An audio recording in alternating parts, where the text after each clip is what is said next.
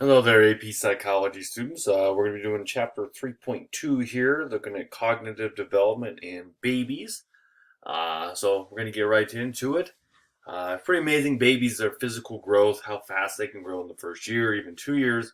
But it's also very astounding how much they grow intellectually in terms of their cognitive development. And language acquisition is something that is solely unique to humans.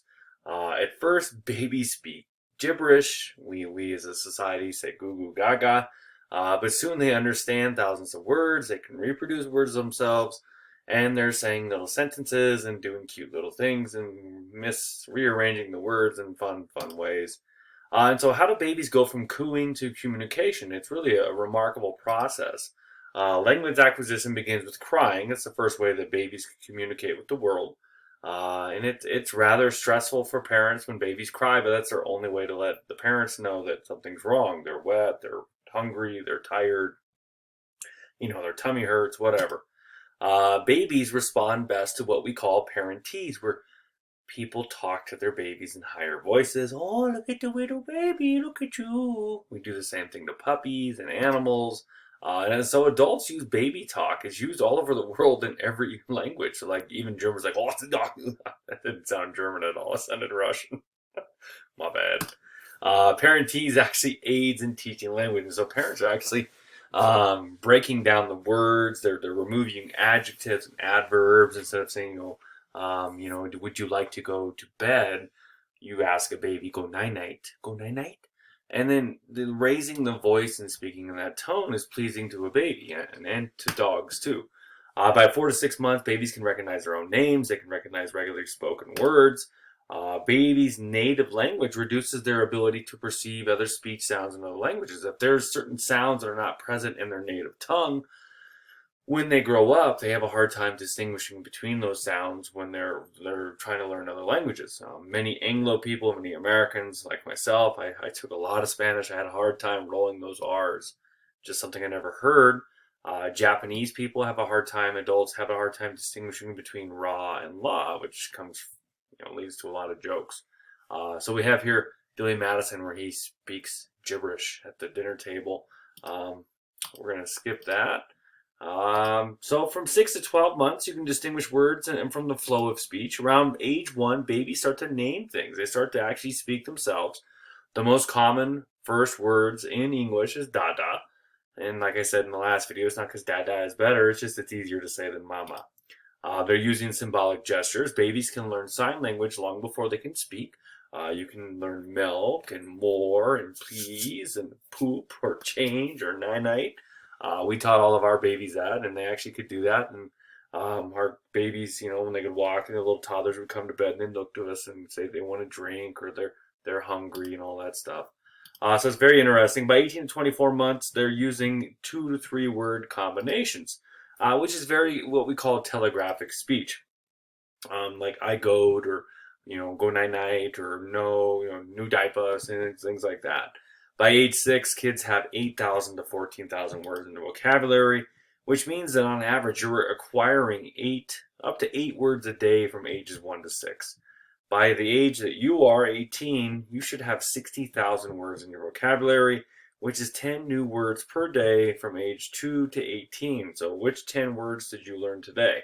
That's what I thought. This is a picture of me and my uncle. He's only 10 years older, and so this is one of my second or third Christmas there. Yeah, we're skipping the home videos. Sorry, not putting that on the internet. So Noam Chomsky, he's a name that's synonymous with being a linguist. Has nothing to do with linguini, all you people that like pasta out there and that are hungry like me. So when you think linguist, per people that study language, Noam Chomsky is the guy you want to associate. You need to hook those two. You need to remember those together.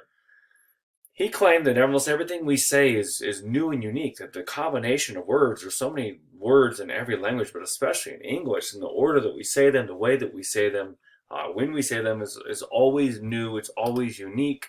And then there's the surface structure in our language, and then there's the deep structure of words.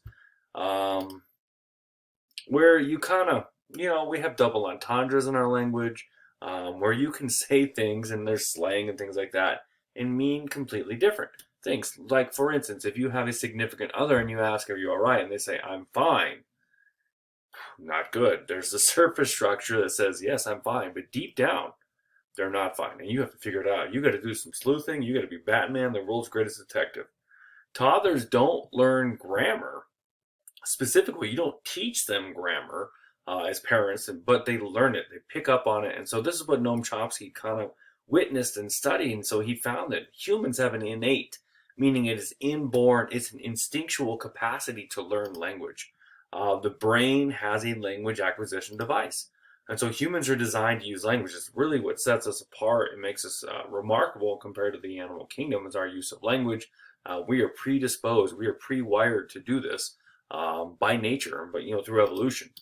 So if we look at this, children in different cultures go through similar stages of linguistic development. They go from ba ba ba, goo goo ga ga to saying nouns, to putting 2 or 3 words together, to learning grammar on their own and sometimes using it incorrectly. Children combine words in ways that adults never would. Children will say, I go to school. They're picking up on ed is past tense. It means I did it yesterday, but they don't understand that it's I went to school, because English is totally weird. And so they're learning these little things, and adults wouldn't speak like that. I hope adults wouldn't speak like that. But these little errors happen all across the world. Adults don't constantly correct children. If a kid said, I go to school, the adults oftentimes go, oh, you go to school. And it's cute and it's kind of fun, but the adults are speaking incorrectly, so it almost reinforces it in a way to speak the wrong way until they get to school and they're like, what do you mean I'm not supposed to talk like that? Children who are not exposed to adult language sometimes invent that language of their own. Sometimes they miss the critical period between ages birth to 5, and then they never really learn how to speak. Even will invent their own sign language. Infants as young as 7 months can derive simple linguistic rules from a string of sounds. Like the plural of anything in our language is an S. And so we'll say things that are silly sometimes, like, children don't know that the plural of mouse is mice, so they say mouses or elks or deers or mooses or mises and things like that. So language depends really on logical readiness and social experience during a critical period. Kids can learn it, but they can't learn it too soon. It's almost like the brain has to develop to a certain point, and they have to be exposed to other people speaking around them. So whatever language is spoken in the home when they're developing, that's what they're going to acquire. If it's a multilinguistic family, they're going to be multilinguistic as people. But raising your voice and your voice changing to babies, it helps them learn. Skipping these, skipping. Yeah, lots of videos. If you're in my class in person, you get to watch these. Oh, we got the rainbow spinning wheel of death. Oh, here we go. It even comes out in their writing. This is my son here. I went to Water World. I went tubing. I had so much fun. I went down the toilet bowl. That's a slide. I went down the biggest water slide. What did you do? So even the spelling and grammar and things like that, they're learning or something. People looking at cognitive development also look at how they draw pictures. And seeing a face on everything, even birds, and having little feet and and beaks and wings shows that they're developing. And then as they get older, they're going to show more details. Even if they are a little distorted, it's showing that they're finding out how the world works. This is Kensington, age 5. It's a polar bear, a pooter, and the sun attacking the penguins, which, yeah, the spelling's a little weird, and I like penguins. Yeah, okay. There's another one that Kensington did. This video is not safe for kids. It's supposed to be I love horses. Spelling counts, people. So thinking, Jean Piaget, from 1896 to 1980, he studied the cognitive development to explain childish mistakes. Kids make mistakes. Children's thinking and problem solving gave clues to their maturations. How they solve problems, how they view the world kind of gave clues to how well developed the brain is and what parts of the brain are working. And so he came up with these stage theories of cognitive development. So cognitive development, all in your heads, thinking, mental sets, and those things. And so children make constant mental adaptations to the world and what they learn. They assimilate or accommodate new information based on their learning experiences. So very first, you have the sensory motor stage, which is birth to 2 years. Kids explore everything by doing, by touching it, tasting it, hitting it on the ground, seeing what it sounds like, crawling all over it, putting on your head, all those things that little toddlers do. And so kids deal with, in reality, with terms of sensations and motor movements, very gross motor movements. We're talking big body movements and things like that. There's no reason in their mental symbols. And so then object permanence. The theory is that little babies love peekaboo because they actually think that when you do this, your face vanished. And then when you say peekaboo, they're like, hey, your face is back. That was funny. I like that. Do that again. And so when they realize that the object's still there, like if you cover up a toy with a blanket and they know it's another blanket, that shows cognitive development. They're not going, what happened to my toy? What happened? Pre-operational stage is age 2 to 7 years old. This is where they're capable of some symbolic thought, but nothing too abstract in terms of principles or mental operations. Thinking is often illogical, egocentric, lacking conservation. For instance, you can take these two glasses that would have the same amount of water, and you can have a kid take this glass here, and you could pour right in front of them into the tall glass, and then say which one has more, and they'll point to the tall glass. They don't understand that it's equal. They'll make logical errors like it's cold in the basement. There's spiders in the basement. Spiders make the basement cold, which we know as adults that's a coincidence, but to their little minds they think it's true. And so this is really fun. If you do have kids, I would recommend getting a book like we have. My Quotable Kids, funny things your kids say. Write them down. Here, I'll give you one. Let's see. Christopher at one point said jam. That's Spanish for rock and roll. That makes no sense. Kensington once said, hey, butterfly, want to get eaten by a praying mantis while trying to catch the butterfly? She also said tutus means butts. Are you going to speed lemon, Mom? Let's get one for Emerson just to embarrass her. She'll probably watch this someday. Yeah. Jeez. Oh, after being stung by wasps yesterday, Emerson being told that it was karma that caused it. Dad asked Emerson to tell Tony her lesson. She said, I had karma today. It was in my pudding. See, kids are fun. They say the darndest things. Next is the concrete operational stage from 7 to 11, where you gain the ability to reason like adults.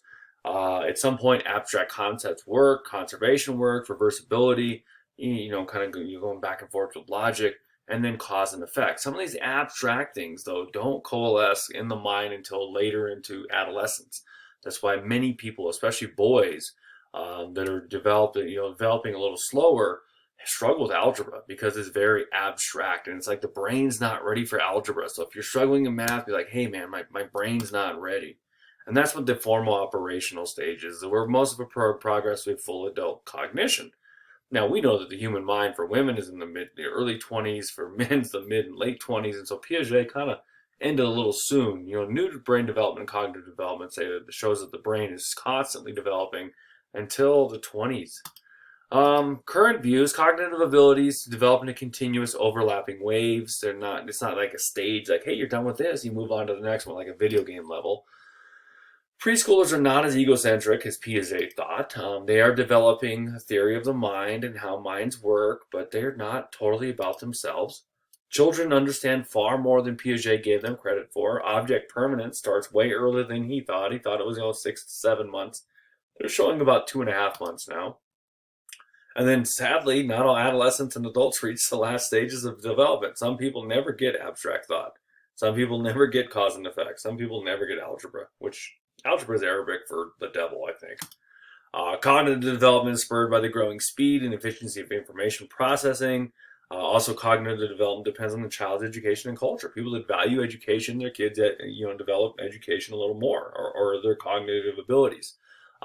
They're stimulated more in the home. They're challenged, and that's good for their thinking abilities. They did a study and found that nomadic hunters do not quantify the same as farmers. They just go kill stuff. Farmers have to know the quantity of what they've grown because they have to sell it. They have to do more math. Whereas hunters, they just have to be aware of the surroundings. Their senses are heightened, and go kill and eat. That's all I have for today. Next time, we're going to go into moral development. If you have any questions, let me know. I hope you enjoyed this.